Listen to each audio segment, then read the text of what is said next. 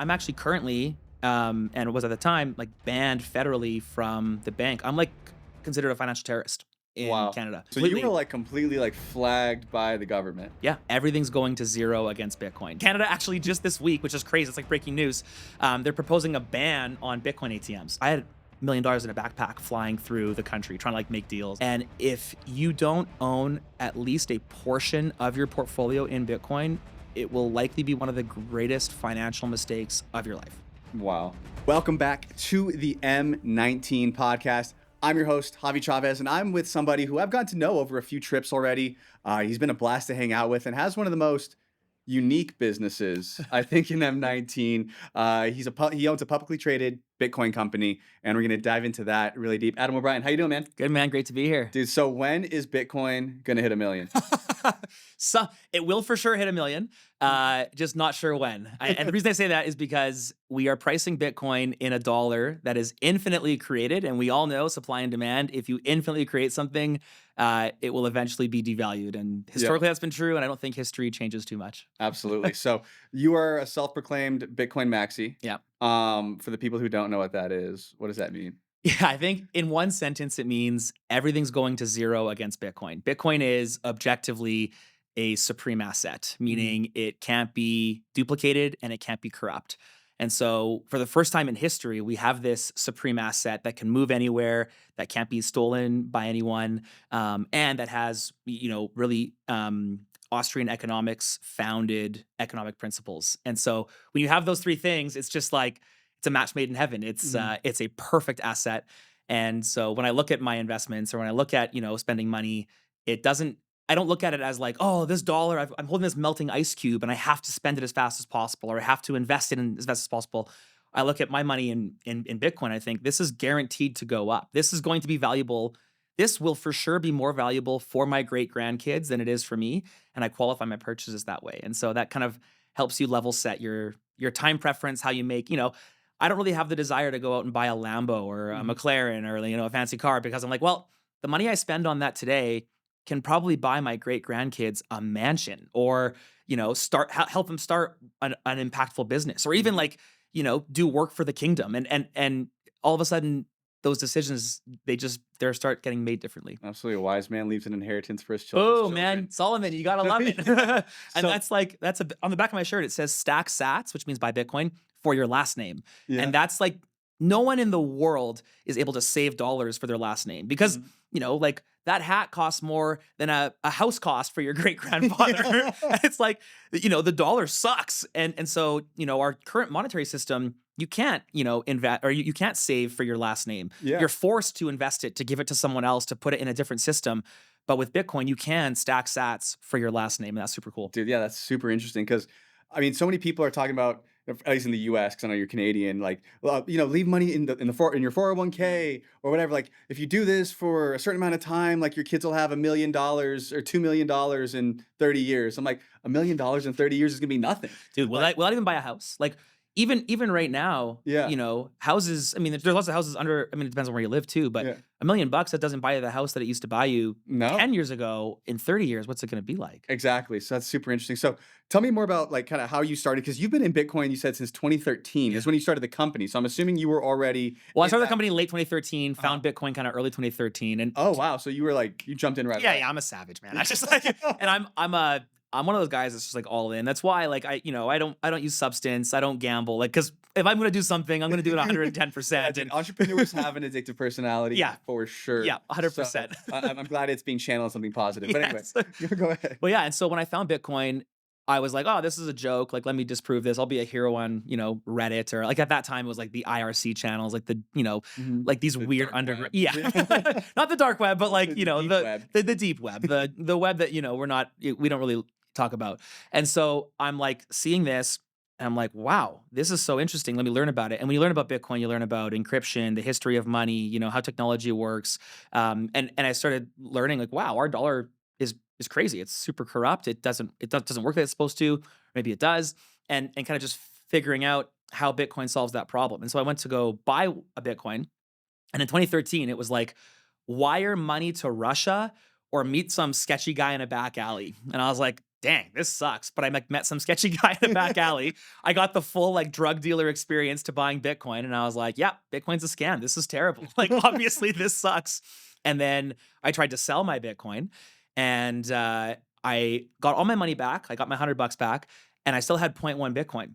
And I was like, oh, I just made 10% in a week. Like I'm a hero. Like I'm amazing. And so I put an ad on in Canada. We had this thing called Kijiji, which is like Craigslist or whatever, and on Facebook. And I was just like, all right, I'm buying and selling Bitcoin. I'll meet you in a Starbucks. You know, I'm gonna do one better than the back alley experience. Yeah.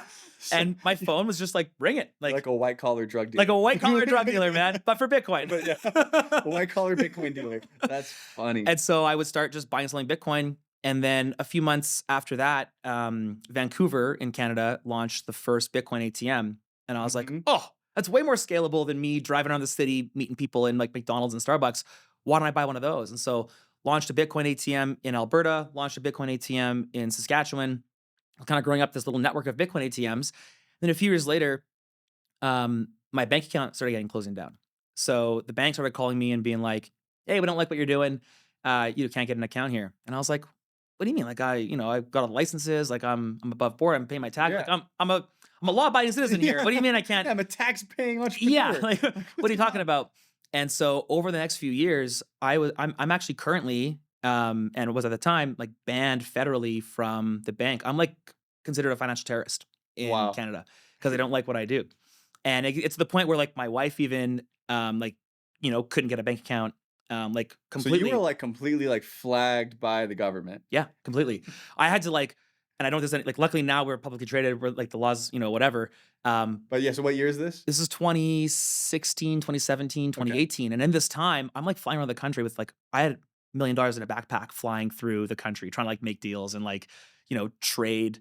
Just like move money around because I didn't have a bank account. And I had this global or this national network of Bitcoin ATMs and had to, manage the inventory because it's all cash. And so it was like a really crazy time. And it was at that moment that I realized, my money, because at this time too, the bank is also freezing my money. I have to like, it's like your money isn't your money. No, for sure. Yeah. And I realized that my money, my savings was always going to be subject to the regime or to my willingness to participate in the regime, whatever it may be, good or bad. And I didn't like that. It didn't sit well with me, especially watching how, the world changes so much. And then in 2022, we had the trucker protests in Canada and people were getting their bank accounts closed just for like donating money to the truckers. Like a single mom donated $50 to a trucker who couldn't work. And she got her bank accounts closed down, couldn't make rent, like the whole bit. I did not know that. Dude, it's crazy. It's crazy. And so the company, the mission the mission in the early days was to make Bitcoin accessible and understood. And today the mission is to enable independence because Bitcoin is really the only tool that gives you true like ownership over your assets. No one can freeze your Bitcoin wallet. No one can take it away. If you don't hold it, if you leave that Bitcoin wallet to someone else, then of course they can freeze it. But when you properly own and control your Bitcoin, no one can take it. So today Bitcoin Well is just completely focused on helping people own and control their wealth through Bitcoin. And how do you do it? Well, yeah, 3 ways. So we still have the ATMs, which is cool. Canada actually just this week, which is crazy. It's like breaking news. They're proposing a ban on Bitcoin ATMs because they want all the money to go to the government. Obviously, I mean, like what? They're like, yeah, there's too much cash flying through Bitcoin ATMs, so we're gonna ban it. And it's like, well, last I checked, cash was like legal and like all good, but you can see where this goes, right? They want the CBDC, they want the stable coin, they want the the digital dollar. And so obviously the war on ATMs is going to be there. So that, we're like dealing with that actively. But Bitcoin ATMs is still like a large part of the business. We have a couple hundred ATMs across the country. And then we launched a few years ago the Bitcoin Portal, which is an online Bitcoin platform, primarily to buy and sell Bitcoin directly from your bank account. But then also in Canada and then coming soon in the States, you can like pay your bills in Bitcoin, take a loan in Bitcoin. Really, it's financial services using Bitcoin in self-custody. And so how do I want to use money? How do you want to use money? And why can't you use your Bitcoin wallet that way, right? We're years away, decades away from Starbucks being like taking Bitcoin, right? Yeah. The system is just so ingrained in the dollar, and these big corps are never, like not never, but it's going to be a long time. And so we're bridging that gap between your employer's not paying you, like you don't take your paycheck in Bitcoin, I assume, No. but you could at Bitcoin Well. And Mhm. so kind of, talk to these people So that are well, like yeah, me. walk me through that. So let's say I like have $20,000 and I want to start using like that to pay like in Bitcoin. Mhm. I want to start using that to pay for things. Is that essentially how I do it? Yeah. Yeah. So right now, like we like at our house, we pay our rent in with Bitcoin, but our landlord takes cash, and I use Bitcoin Well to do that. So I in Canada we have e-transfer. It's very similar to Venmo. Mhm. I just put our landlord's like details in the slot. And then Bitcoin Well says, all right, if you want to send, $1,000, then you got to send this much Bitcoin. I send that much Bitcoin from my personal Bitcoin Mhm. wallet, And then it and then gets. Bitcoin Well converts it and sends it to our landlord. You pay your credit cards that way. Also, we're working on the function so that if you've got like you could give your Bitcoin Well account details to your employer, and then they could deposit your paycheck into your Bitcoin Well account, and you could say, hey, I want 20% of this to automatically be converted into Bitcoin, sent it out to my Bitcoin wallet, and then I want to keep the 80% to pay my whatever, my mortgage, my rent, my hydro bill, Mhm. what have you. And so, really, yeah, thinking about like we call it replace your bank with Bitcoin Well. And so, Mhm. the team that we're just constantly asking in the office is like, how do you use money, and why can't you use Bitcoin that way? And then solving that problem with the portal. And then we're just launching now Bitcoin Well Infinite, which is like a private banking experience. And so think Bitcoin concierge services. Mhm. Obviously, buying and selling, right? If you're going to pile $2 million into Bitcoin, you need different services than if Mhm. you're buying $20 a week, right? Exactly. so Yeah. so it's like white glove. We have executive Bitcoin advisors on the team, and that's your guy. It's like your Mhm. Bitcoin guy. You text him on WhatsApp, on Signal. If you have email, that's fine too. But like it's Mhm. usually more instant message. And then we get you an account set up, and your Bitcoin guy is there. Anything Bitcoin related. So you're like, Mhm. what's going on with the market? He's got the info. If you're like, hey, I want to I'm just selling a property and I want to buy some Bitcoin. Boom, no problem. How can we help you make that easier? If you're like, what the heck do I do with my taxes at the end of the year? It's like, hey, we got CPAs that we can send you to. If you're wondering about tax structure, inheritance planning, lending strategies, like we're seeing right now, small businesses, the play used to be you have your cash flow, you buy your commercial property Mhm. rather than renting your commercial property. But commercial property, it's tough to get lending on. It's also scary. Like a 20-year mortgage for a small business is, it's kind of Yeah. kind of terrifying. And so you can just buy Bitcoin with your excess cash and then borrow against that Bitcoin. And you That's can cool. take that Bitcoin, your commercial property is locked to like literally the ground that it sits on. Mhm. But your Bitcoin can go anywhere with you. And so seeing different ways that Bitcoin is solving the problem of money in Mhm. small business, money in high net worth individuals, and money, in we call ourselves plebs, they're like, like the retail. Yeah. All three of those kind of things are being solved within the Bitcoin Well ecosystem. So Bitcoin's had so much adoption over the last, I'd say probably 8 to 10 years. It's Yeah. like slowly becoming a lot more mainstream. What do you still say to the people who are not involved, like, or haven't, like, they're sitting on cash, they're still trying to buy real estate, they're still trying to buy traditional assets? Yeah. Why not go into Bitcoin? Yeah, I mean, lots of what I hear is there's often a misunderstanding about what could kill Bitcoin, and they're Mhm. like, "Oh, the government can turn it off," and it's like, "Oh, quantum's gonna wreck it," or Mhm. whatever, quantum computing, and it's like you just don't understand. And I really just encourage people to get educated. And I'd say, okay, if you're not buying Bitcoin, you're buying something because no one on the planet believes the dollar is safe. And so, okay, you're not buying the dollar. What are you buying? I'm buying real estate. It's like, okay, well, let's compare the two. Why do you like real estate? Oh, well, it's scarce and it's got history and it's got this stuff. It's like all that stuff's valid. What are the risks with real estate? Often they're not going to talk about the risks, so they don't Mhm. know the risks. And it's like, well, in Canada, the government's literally just taking the titles away. So like, they're going to change the rules, right? You can't move it with you. You can't buy one house then sell half if you need it, right? You Mhm. can borrow against a house, and that's super sweet. So like, that's really awesome. House can cash flow, so that's good. But it also needs to be maintained, right? You have Mhm. property taxes on it. Like, it's not just like a home run, buy it Yeah, and and asset. you're not liquid either, And you're not right? Yeah, liquid, you can totally. borrow against it, but then, like, but even if you wanted to sell it, that's a Yeah, but right like, now you it's have income 6. qualifications, and you Mhm. have 6% interest, and it's cash bearing, right? Mhm. And so, and again, you can't borrow against you know you can only borrow against what someone else is willing to lend it to you at, which Mhm. is not always market driven. And Mhm. and Bitcoin, you can literally, you can borrow Bitcoin, you can borrow against your Bitcoin with ease, no income verification, doesn't even cost a cash on the way out. And there's certain risks to that too. Don't get me wrong. There's risk as you're going to use Yeah. leverage. There's always risk.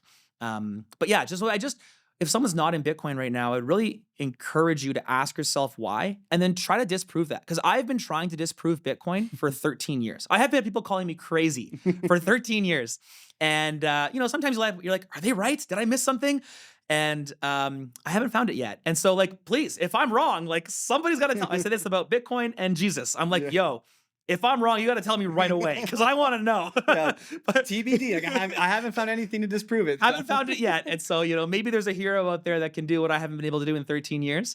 But I'm, like I said earlier, like Bitcoin is just objectively the supreme asset. And if you don't own at least a portion of your portfolio in Bitcoin, it will likely be one of the greatest financial mistakes of your life.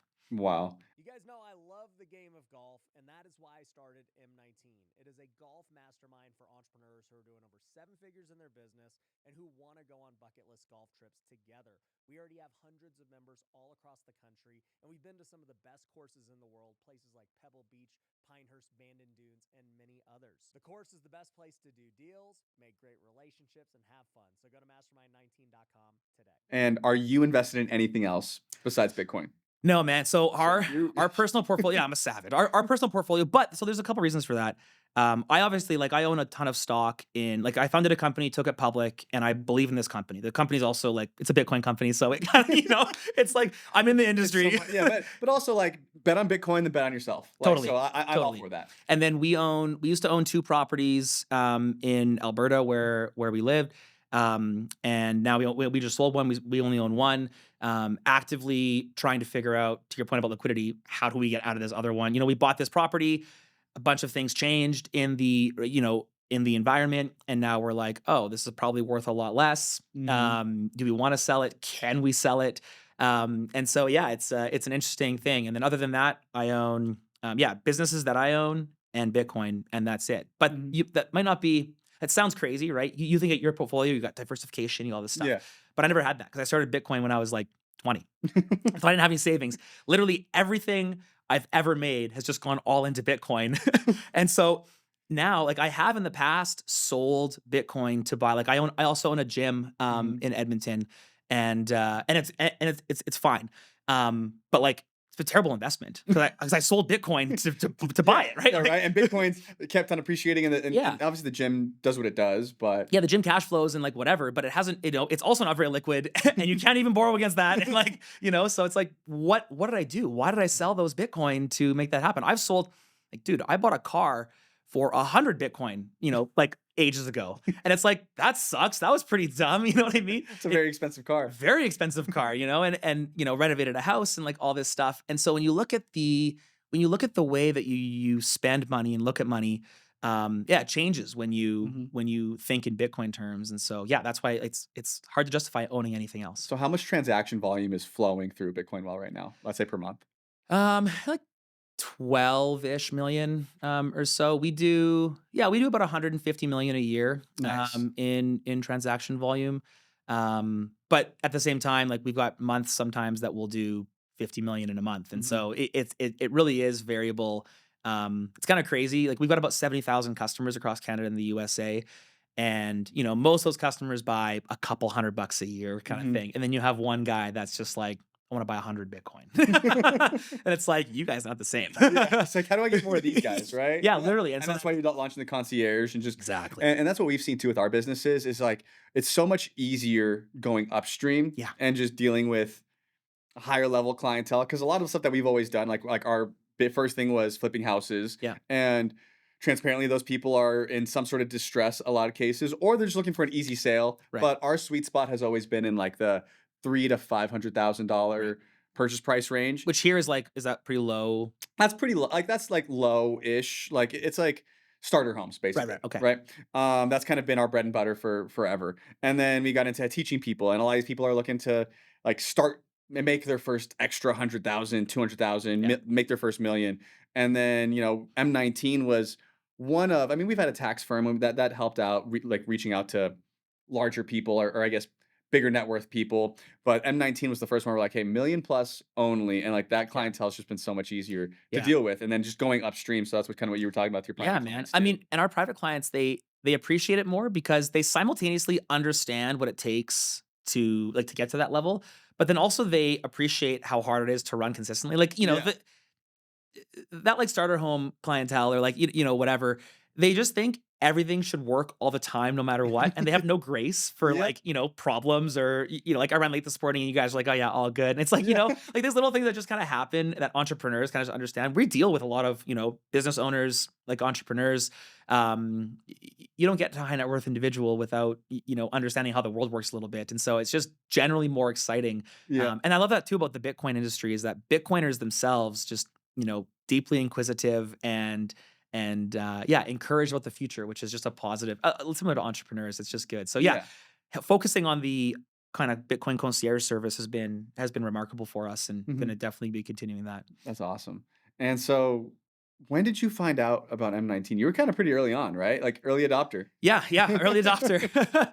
I think I followed Ryan for a little bit and saw him starting to make golf content, and then I saw him talking about Jesus, and I was like, oh, like bet Yeah, I'm gonna easy. actually follow this guy. Yeah. Yeah. And then, but like real estate, I am not the target audience for real estate because I'm like, Yeah. You're like the opposite. yeah, of what I'm we never do. I'm never gonna buy like a coaching real estate course because I'm Yeah. just like I'm not interested in that. But then started talking about golf and Jesus, and I'm like, great. And then when he's like, hey, I think I want to do some business, and I've been a member of EO, I've been a member of YPO. It's fine. I'm usually like the young guy. Like I Mhm. joined EO when I was like 23, and so Yeah. I was in an awesome forum, and I got I got so much Ton of out of it. value. Yeah. So much, man. For Talking sure. to 45-year-old business owners, like, and Yeah. I was starting a family, and they were kind of like, they're on that next chapter, and I was like super useful. But I got, Yeah, but then you get the value, and you're like, get the value, and yeah, exactly. And what's so next? joined YPO when we went public, and it was fine. But that was during COVID, and there was just some like weirdness going on. I didn't get vaccinated or anything, and so there was some like You wouldn't. yeah, no, obviously, like I didn't think I had to say that, but and so That's there was some like travel problems. I couldn't really join, and then or couldn't really participate, so I left that. But I've been missing that, entrepreneur brother, because lots of times your buddies that don't own a business or whatever, they don't understand, right? They Yeah. don't know what it's like to have $150,000, biweekly payroll and like all Yeah. this like Yeah, this craziness. overhead and like just to breathe, you have so many expenses Yeah. and cash flow, and yeah, so I'm totally with you. So Yeah, like, man. finding somebody that has the same challenges, the same issues, and then kind of the same way like you view the world. Yeah, Right? well, Yeah. yeah, and or to be able to just say like, what do you think about this current event? And just Mhm. to get that perspective of someone that's in a different, in a different physical location, but also in a different, industry or in a different spot. Mhm. Like my circle is largely Bitcoin and church, and so it's nice to have also the business owner, Mhm. and then golf. I mean, I've been golfing for 20 Yeah. years, and so it's such a good, how good is going to Pebble Beach to talk about business? Like, Where else could you do that? Yeah. you can't do that anywhere else. And so when I saw that come up, I was like, well, let me give it a shot. We were actually on a trip where we currently live now we live in Kelowna now.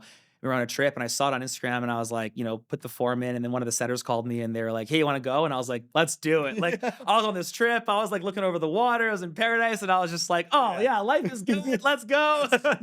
Swipe. And so yeah, it was funny. great. Yeah. Yeah. And then so how many trips have you been on?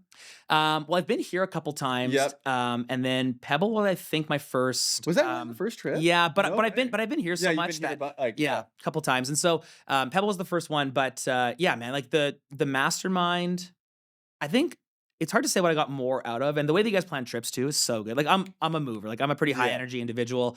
I do not like going somewhere to like sit in a hotel room or just like have nothing on the Yeah. agenda. So it was great to be like, golf, dinner, mastermind, golf, dinner, golf, home. Like Yeah. it was like that's an efficient trip. I like that.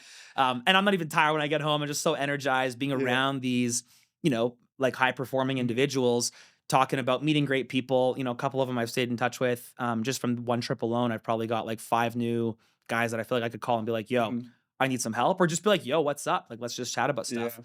And so that was super awesome. And yeah, I think the group, you put these when you niche down like that, but it's such a wide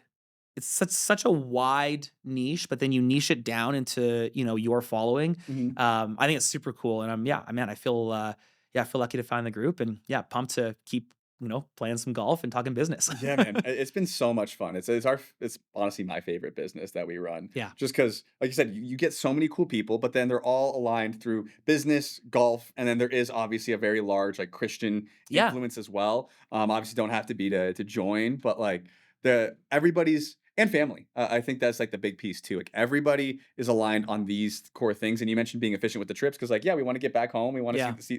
see our kids and also get back to work. Yeah. So it's it's so funny. People either love it or they're like, man, I wish I could have some more time to like to just like lay down. You like an M19 light. Yeah, because like it is a lot. We fly in. Some people fly in day of golf, then go dinner like right away. Yeah. And Pebble was the first one where we were like, we didn't realize how long it takes to get between different courses. Yeah. And so it got pushed back. It got a little long, but yeah. And then get back home Sunday night and we're ready to roll. Yeah, So man. No, it's been fun. And I appreciated that. And even just the opportunity to play Pebble, I don't know that I would want or could organize, a group of people to go down and make it happen. And so just to be able to tap the credit card. Yeah, just show up. Get on a Everything's plane. done. Yeah, We're here. yeah, it's so nice. And like, dinners and yeah, it was really nice. As someone who's generally, and I think all business owners are this way, like you're generally the leader in your cohort or in, like I'm a leader in my business, I'm a leader in my house, I'm a leader in my friend group. Like, if something's gonna happen, it's because I'm organizing it, right? Yep. And or like my family. And so it's nice to just show up and be like, what's happening? I don't know, but I'm just standing here until someone tells me what to do.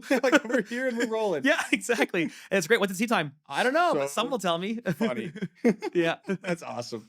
And so for you, have you been able to like keep in touch? I know you're in Canada, so like I know we have a few Canadians here and there. Have you been able to like link up with anybody outside of the trips or besides coming here? Because I know you've come to like 3 mini masterminds. Yeah. But yeah, have you been able to play with anyone outside of it? Not play with them, but yeah, follow them on Instagram, catch up with them, see their story, reply a little bit, have a quick convo about that, text a couple guys here and there. Yeah. And then, yeah, I mean, Canada's about to it's like there's 4 months in Canada that are amazing. There's 8 months that really suck. And so we're about to enter the 4 months that are amazing. And so, yeah, hopefully a couple guys will come up and we can play. We've got some amazing golf courses where I live. We're planning a Canada trip soon. Yeah, you're going east or west? I don't know off the top of my head, but like, dude, I've been telling Ryan, like, there's this course in the mountains in Alberta, and it's got, I think, 2 of the top 100 holes in Canada. It's just it's pristine. There's 2 courses. It's just so amazing. Yeah. Yeah. So I think there's going to be some good golf, and I'm confident that I'm making friends for life, For sure. in this group, and yeah, it's been super sweet. Nice, man. So as we wrap up, 2 things. First question is something I try to ask everybody. If this was your last podcast, like the last time somebody heard your voice, not to get morbid, but what's one thing you'd want people to know? I think it would probably surround, Jesus, I think, is the most important thing that you can pursue. And I would really encourage someone to investigate not only how Jesus lived, but why Jesus lived that way, which kind of forces you to understand the Bible. And then they would be like, well, can I trust the Bible? And I'd be like, that's the right question, right? Yep. Try to disprove the Bible because, dude, I've been trying and you can't. And so I would really, because once you are pursuing a life like Jesus, even not in a spiritual way, like my relationship with Jesus is crazy, and it's been growing for the last decade, but only the last couple of years has it been emotional. Previously, it was all logic. It was all like it just made sense, like worshiping in truth, basically. Yes, right? exactly. And so pursuing that has been very. It's just helped my life so much. Not even because I feel like, although I believe He is, but because God was guiding me, but just because when you pursue and seek Jesus's face, you just are kind of forced to live in a certain way that is just very, very good to live. Yeah. And so it's going to naturally bring you, in my mind, to like, having a good family, to leading your wife and your children, to running, a good business, to being a good human, to saving responsibly, probably in Bitcoin, and understanding, how the world was created and how we were designed to live. And the closer you are to living the way that we're supposed to, the better life gets. And so I would definitely encourage anyone to do that. I think that's so important. And the way that you just phrased it is what people get backwards. People think, well, I need to have a good marriage. I need to have this. I need to make sure I'm following the rules, following the 10 commandments. Yeah. And then Jesus will accept me, and then I'll get to heaven. But if you do it the right way, which is what you just mentioned, seek Jesus, seek his face, believe him, try to disprove the Bible. Yeah. And naturally you'll get the fruit of everything else that you just mentioned. But the first piece is just seeking Jesus. Yeah. And really acknowledging his life, trying to understand how he lived. And then as that naturally the fruit comes. And Totally. So I think that's super important. I saw this wicked post this morning talking about the Passover where people were like putting blood on the door frame. Mhm. And it was like, Jesus, they didn't check who was inside. They just checked that there was blood. And it's like, that was such an insightful thing for me to hear, because it's thinking about, we are not worthy. We couldn't do it ourselves. But the fact that, when you accept that Jesus died for you and like the sacrifice that's there, you don't have to be, right? You get to just put the blood on the doorpost. And I think that's super cool. Amen. So Adam, where can people find out more about you? Yeah, Adam O'Brien on Twitter or X now is probably the best place to be. Instagram, it's Adam O'Brien. And then bitcoinwell.com. If you want to learn about Bitcoin, you want to understand why Bitcoin will change the way you see the future, you got to go to bitcoinwell.com and buy real Bitcoin. Awesome. We'll put everything down at the notes below. If you guys have not booked a call yet with M19, www.mastermind19.com. We'll see you there. Peace.